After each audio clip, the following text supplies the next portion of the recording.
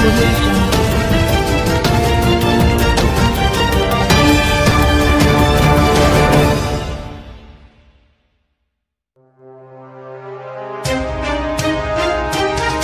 Time news में खबर शामिल कंदा हालूं। थर जो मशहूर फनकार मुबारक हाले पोटो अवामी टाइम न्यूज़ सां ॻाल्हाईंदे चयो त मुंहिंजो गीत बंदि कमरो हुजे चाबी गुम थी वञे ते तनक़ीद करण वारनि जो बि शुक्रगुज़ार आहियां ऐं उन गीत खे पसंदि करण वारनि जो बि शुक्रगुज़ार आहियां।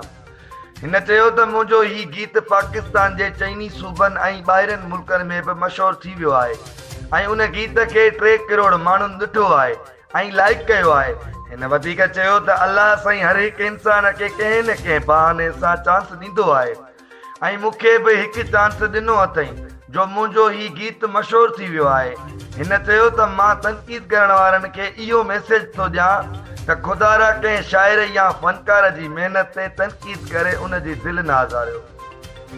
मज़ीद ख़बरुनि ऐं अपडेट्स लाइ ॾिसंदा रहो अवामी टाइम न्यूज़। हर फसल की भरपूर पैदावार के लिए फौरी और देरपा नाइट्रोजन लाजमी है। सरसब्ज कैल्शियम अमोनियम नाइट्रेट, इसकी 6 खूबियां।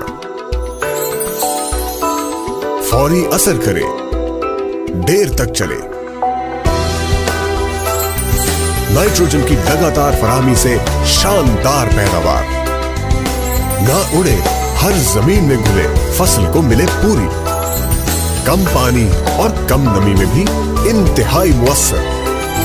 छट्टे के अलावा स्प्रे और आपाशी से भी काबिल इस्तेमाल।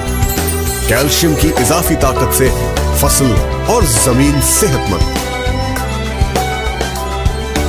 सरसब्ज कैन